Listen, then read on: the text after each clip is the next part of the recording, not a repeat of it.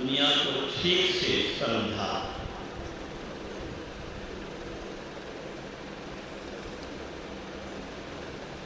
तत्वदर्शी,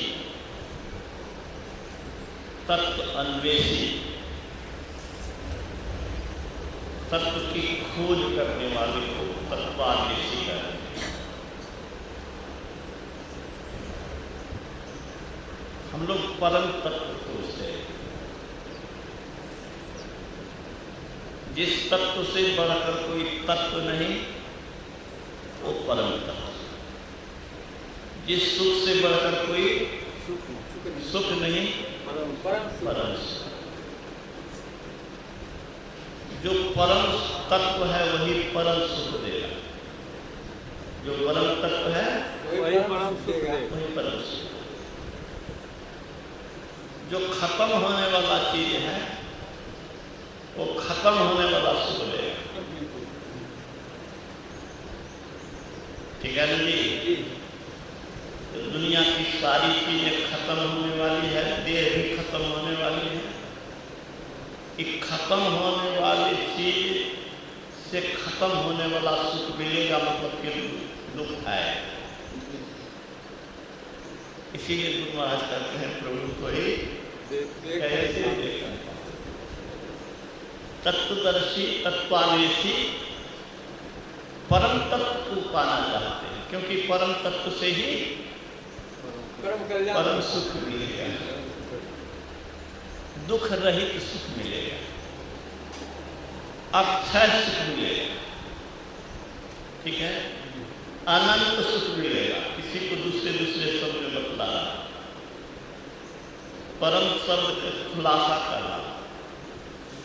परम सुख का मतलब अनंत सुख, नहीं खत्म होने वाला सुख, नित्यानंद उसको कहते हैं, ब्रह्मानंद कहते हैं, ईश्वरानंद कहते हैं।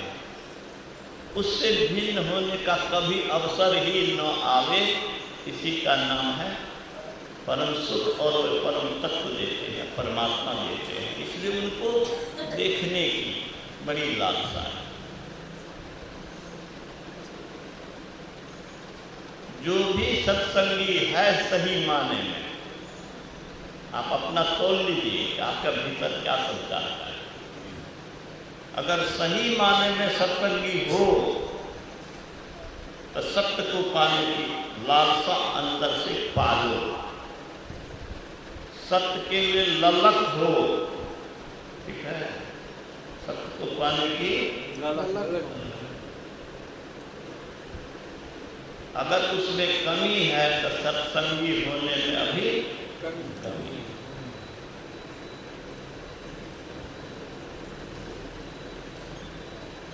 संगी कहते हैं प्रेमी को। जिसको जिससे प्रेम रहता है वो कहते हैं फला का संगी है, मतलब फला से मेल है, प्रेम है। तो सत से प्रेम होगा तब न सत्संगी। सब पर और करिए।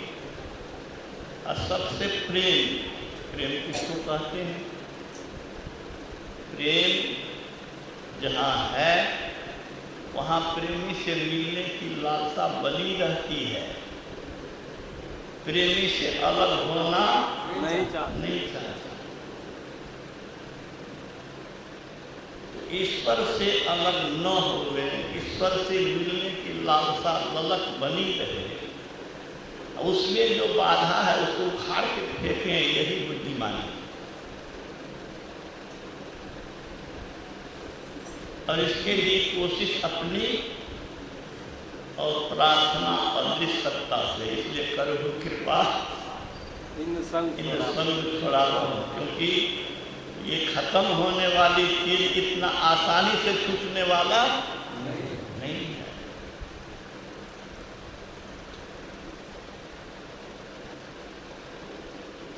गंभीरता से विचारिए।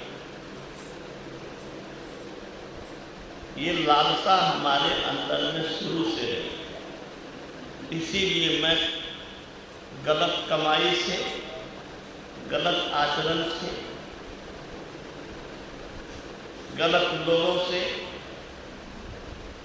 अपने को अलग करने की लालसा बनाए रखा। नौकरी भी किया, स्टूडेंट लाइफ में गुरु की दया से ज्ञान हो गया। ऐसी कमाई, ऐसी नौकरी नहीं चाहिए जहाँ घूस हो न जाए आमदनी। इसीलिए मैं पोस्ट ऑफिस गया, बैंक गया, जहाँ कोई घूस नाम की चीज नहीं थी, अब वहाँ पर भी कुछ हो गया है। और यहाँ तो पढ़ना पढ़ाना जीवन में रहा। गुरु की कृपा से ये लालसा शुरू से रही कि नाजायज कमाई नहीं करना है, हमें प्रभु को पाना है, प्रभु के रास्ते पर चलना है, हमें संत की ही कृपा चाहिए। संत का कृपा पात्र बनना, ईश्वर का कृपा पात्र बनना। क्या? संत का कृपा पात्र बनना, ईश्वर का कृपा पात्र बनना। संत और ईश्वर में कोई संत भगवंत अंतर निरंतर नहीं बनती विमल कहता। तो संत कहते हैं कि हृदय को पवित्र करो। पवित्र हृदय में ही परमात्मा का प्रत्यक्षीकरण होता है। कहाँ? पवित्र हृदय में। पवित्र हृदय। पवित्र हृदय क्या हो और पवित्र क्या हो? जिससे बीमारी हो वही बहुत पवित्र है।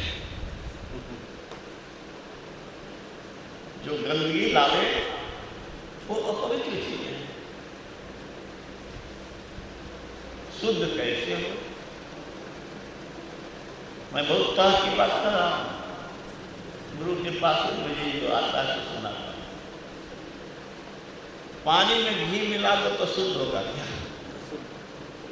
पानी अशुद्ध हो जाए। पानी अशुद्ध रहा नहीं। हम भीतर से क्या हैं? हम भीतर से परमात्मा के पुत्र हैं, अमृत पुत्र हैं, अमर तत्व है। अमर तत्व में मर तत्व घुस जाए तो वो क्या हो गया? मर तत्व, मरणशील तत्व, खत्म होने वाला तत्व उसमें सट गया तो पवित्र हुआ तो अपवित्र हुआ। इसीलिए गुरु महाराज ने कहा अनासक्त रहो जग में भाई, दमन करो इंद्रिय दुखदाय। इंद्रियां बार बार संसार के चीजों में आसक्त होता है, खींच कर ले जाता है। कभी कभी इंद्रियां इतनी बलवती हो जाती है कि मन की बात वह नहीं मानता। और मन भी इतना बलवान हो जाता है कि बुद्धि विवेक को बगल कर देता है कि मैं हमरा रस लिए ये है देखो। सावधान सावधान, विवेक को नहीं खोना। मन चला ही गया तो थोड़ी देर के लिए चिंता मत करो, लेकिन शरीर को रोके रहो।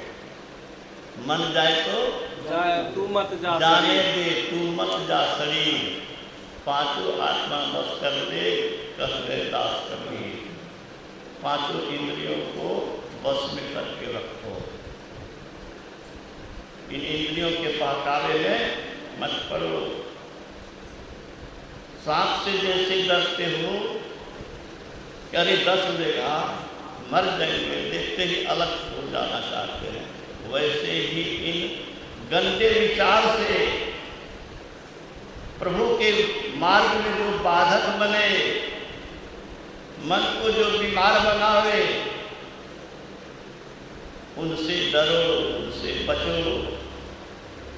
पुरुषार्थ करो। इसके लिए प्रार्थना करो और अपनी ओर से कोशिश करो। गुरु महाराज ने कहा कोई गलती हो जाए,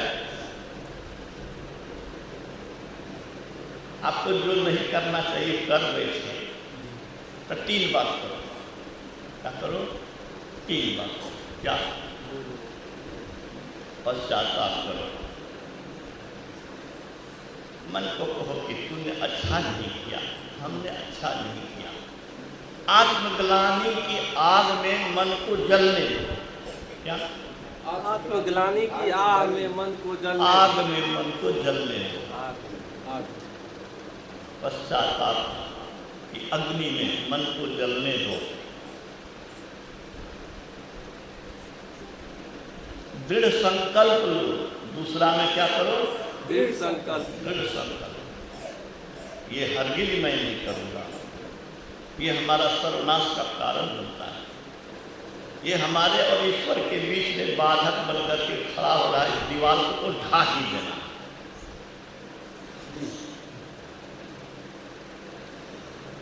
मेरे और तेरे बीच में प्रभु कोई आएगा तो उसको मैं टॉलरेट नहीं कर सकता। संकल्प। तीसरा क्या करो? प्रभु से प्रार्थना करो। Thank you. गुरु से प्रार्थना करो। ये 3 मंत्र गुरु महाराज ने दिया है। पश्चाताप की अग्नि में जलो। क्या जलो? कि अपने दिन तो बर्बादे डाले, इतने दिन में बहुत कुछ गलती के लिए यह भी पश्चाताप। संकल्प लो कि अब ये नहीं होना है, और प्रार्थना करो जैसे गुरु महाराज कहते हैं, सर्व कृपा इन संग छुड़ाओ, जड़ प्रकृति कर पार ही जाओ, मैं ही अस्करना कर स्वामी देहु दरस सुख पाई अभाव। परमात्मा के दर्शन बिना दुख खत्म होने वाला नहीं है। परमात्मा के दर्शन बिना खत्म होने वाला नहीं है। गुरु महाराज ने कहा, पांडवों को भगवान कृष्ण के दर्शन तो होते ही थे, उस समय जो भी थे सबको दर्शन होता था, लेकिन किसी की आपदा खत्म नहीं हुई। शरीरधारी ईश्वर के दर्शन से होने वाला नहीं है। याद रखिए, शरीरधारी ईश्वर गुरु के दर्शन से शरीरधारी है तो वहाँ पर मरणशील है, अमरता प्राप्त नहीं है। जिस सुख को पाकर के हम अघा जाएं, अघाने का मैंने क्या होता है? अब जरूरत हमको नहीं। संसार के सुख में कभी मन अघाने वाला नहीं है। अरे अभी न पेट भर गया, 2 घंटा के बाद फिर भूख लगे, अघाया कहाँ? अघाने का मतलब फिर कामना ही न रहे, कोई इच्छा ही न रहे।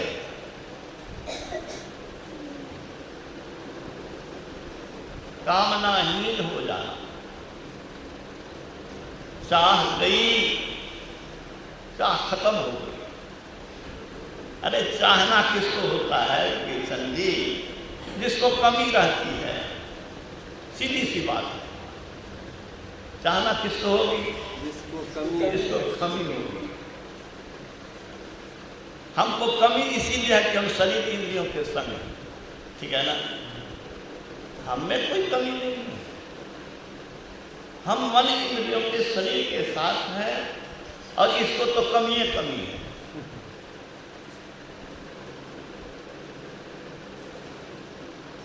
ईश्वर सर्वत्र है कि नहीं है? सुनते आ रहे बचपने से, हम में, तुम में, खड़ग में, खम्भ में।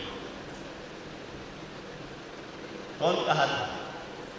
प्रहलाद ने कहा। कब कहा था? जब तलवार लेकर के उसके पिता उसको काटने के लिए तैयार हो गए। बोलो, कहो तो अपने ईश्वर को रक्षा करने के लिए। कहाँ है तुम्हारा भगवान? कहाँ है तुम्हारा भगवान? कहा, हम में, तुम में, खड़ग में। हमें प्रवचन झाड़े इसलिए से की भाग दिए हम प्रहलाद। ये दृढ़ विश्वास हमको भी, इसकी परीक्षा तब होगी जब तलवार उठ जाएगा, हम भी प्रहलाद के तरफ बोल देंगे, ढीलेंगे नहीं, डरेंगे नहीं, तब समझना कि असली सत्संगी अभी असली सत्संगी नहीं है। लेकिन ऐसी सत्संगी बनने की कोशिश, लालसा है, प्रबल प्यास है, यही हमको बनना है। मुर्दा बन के नहीं रहना है।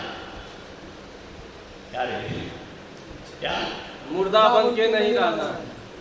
अरे मुर्दा होने वाली चीज से जुड़े रहोगे, मुर्दा बन जाओगे। अंगद ने कहा था रावण से, अरे तू तो मरे हुए, तुमको क्या मरे, तू तो मरा। 14 मुर्दा गिनाया उसने। कौल काम बस विपिन विमूढ़ा, अति दरिद्र अदसी अति मूढ़ा, सदा रूप बसन तत्क्रोधी, विष्णु विमुख श्रुति संत विरोधी, तन पोषक नाम पोषक, शरीर का गुणगान का हो खूब, हमारा महत्व बढ़ जाए खूब। क्या मुकंदर बड़े बड़े महात्मा लगे हुए हैं इसी में। अरे नाम में पदवी में क्या लेना देना है, संत मत को क्या समझा ऐसे महात्मा जो शरीर और रूप और पद को प्रतिष्ठित करना चाहते। ईश्वर को चाहने वाला ईश्वर का भक्त, सत्य पर जो अटल रहता है, गुरु महाराज ने कहा वह ईश्वर का भक्त। ईश्वर दर्शन के लिए जो ललायित रहता है वह ईश्वर का भक्त है। कौन बोला? गुरु महाराज। गुरु महाराज का वाक्य में जुड़ा था। मैं गुरु महाराज के वाक्य को पढ़ता ही नहीं हूँ, उसको हृदय में धारण करता है। पढ़ करके नहीं रहना, सुन के नहीं रहना, मन में धारण करके रहना।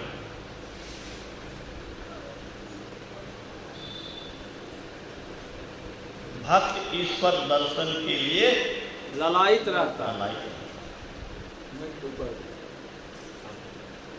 भक्त ईश्वर दर्शन के लिए ललायित। हम लोग को ईश्वर दर्शन के लिए ललायित रहना चाहिए। ये सत्संग इसी के लिए। कैसे ईश्वर दर्शन होगा? शरीर रहित आत्मा के दर्शन से। कैसे? शरीर रहित परमात्मा का दर्शन हो, आत्मा का दर्शन हो, दोनों में कोई फर्क? जो आत्मा है वही परमात्मा है, जो घटाकाश है वही महदाकाश है, वही परमाकाश है। आकाश शब्द में है, आकाश तत्व में कोई भेद नहीं है। घड़े के जल, समुद्र के जल, लोटे के जल में फर्क नहीं है। लोटा का जल है वो अलग बात। जल तत्व एक ही है, वह हाइड्रोजन और ऑक्सीजन का मिलन है। तो आत्मा का दर्शन कैसे होगा? इसी के लिए ध्यान शिविर है, ठीक है ना? उसका रास्ता कहाँ है? अंदर। सुखमन के बिना नाद से अमृत की धारा वही नहीं, मीन सूरत धार धर भाषा से सीरा चाहिए। ईश्वर के पास, शरीर रहित ईश्वर के पास जाने का रास्ता सुषुम्ना से निकलता है,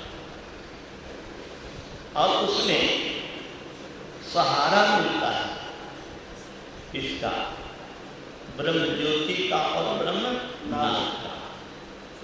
लेकिन घुसना आसान नहीं है, वो बड़ा बारीक है।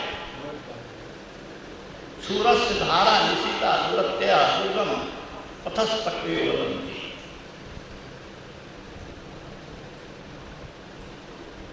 उत्तिष्ठत् जागृत प्राप्त वदामि। उठो, जागो, लक्ष्य की ओर बढ़ो। ये राह जो है वह छुरे की धार से भी बारीक है। राह बारीक गुरु तेरते पाइए। गुरु के कृपा से ही वह बारीक राह मिलेगा। जिस रास्ते पर, अरे चोरपरिया पर सब साइकिल चला लेगा, सब मोटरसाइकिल चला लेगा। जो एक्सपर्ट होता है वह चोरपरिया पर भी, घुमावदार रास्ता पर भी, बारीक से बारीक रास्ता पर भी बेधड़क चलाता हुआ चला जाता है। कैसे बताओ? कुशल कैसे हुआ? चलते चलते, साइकिल चलाते चलाते कुशल हुआ। हम लोग भी कुशल होंगे कैसे? अभ्यास से।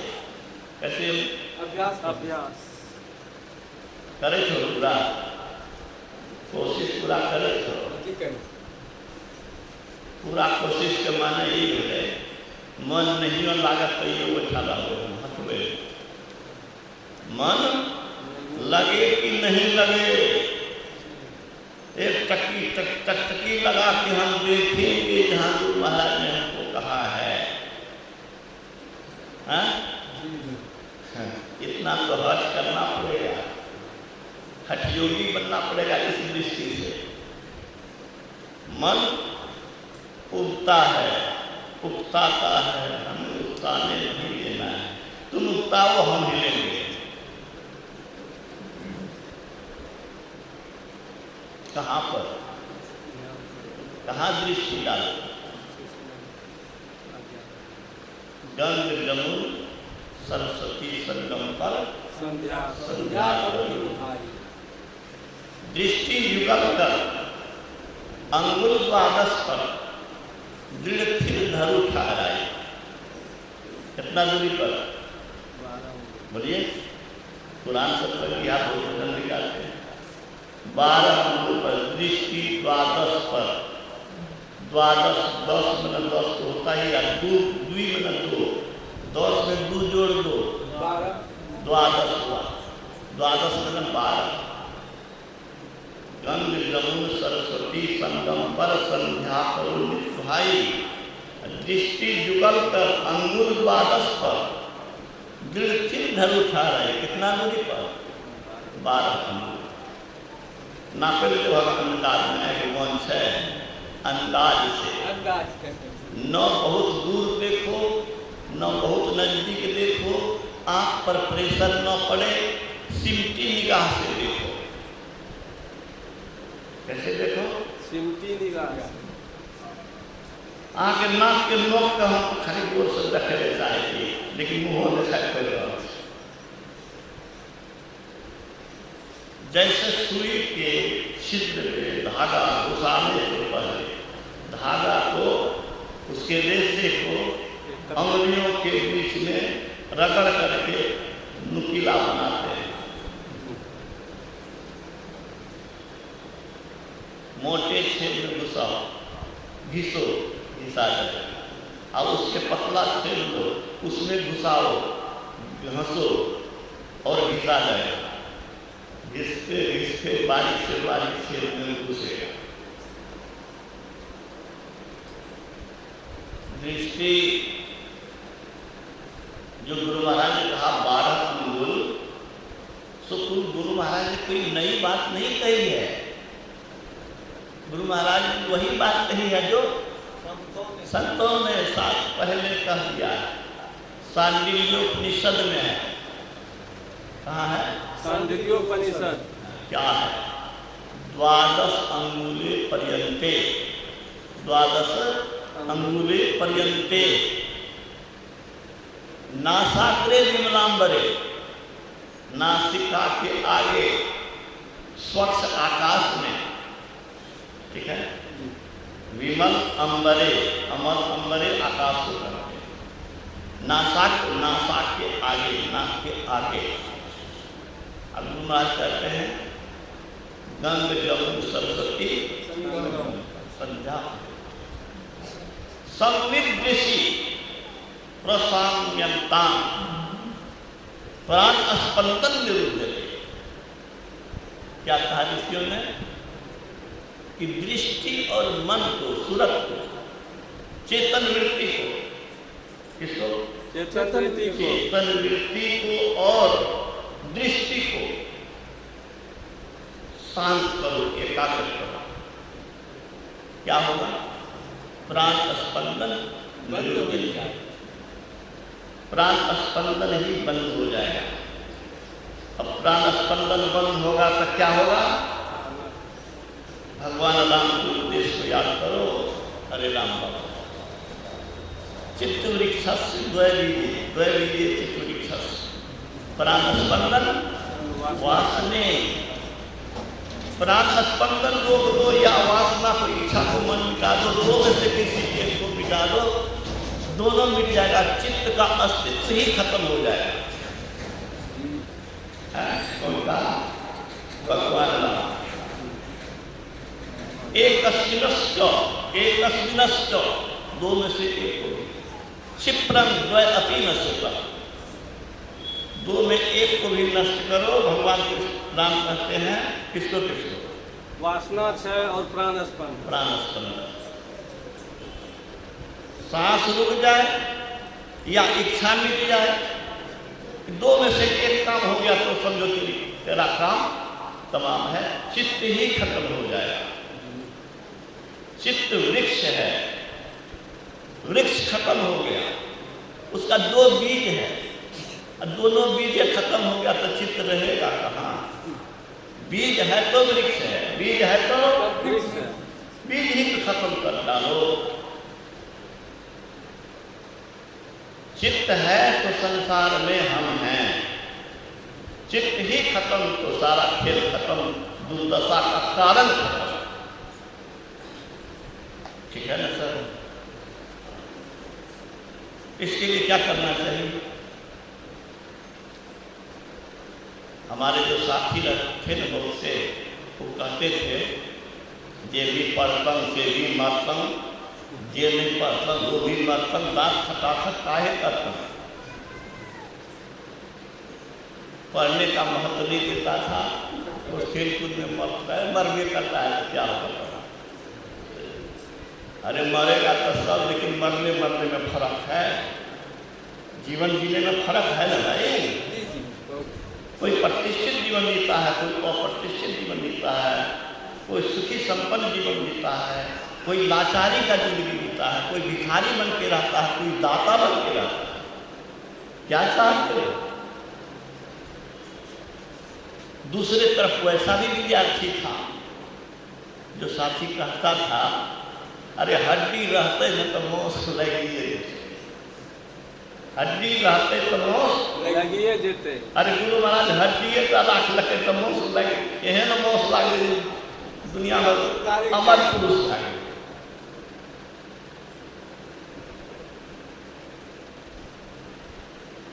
मन को कहिए ध्यान के समय में, अरे जब करते करते मर जाओ, इससे बढ़िया और कोई काम नहीं है।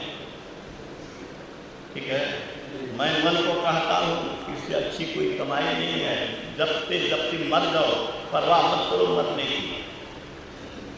अरे हतो व प्राप्त स्वर्ग, जित्वा व भोग से नहीं। ठीक है, किसने कहा? भगवान कृष्ण ने कहा। अर्जुन कायर बन करके मत जियो, युद्ध करो, युद्धायकृत संकल्प। भगवान कृष्ण कहते हैं मरोगे तो स्वर्ग जाओगे और जियोगे तो राज करोगे, दोनों हाथ में लड्डू। रण क्षेत्र छोड़ के भाग रहे हो।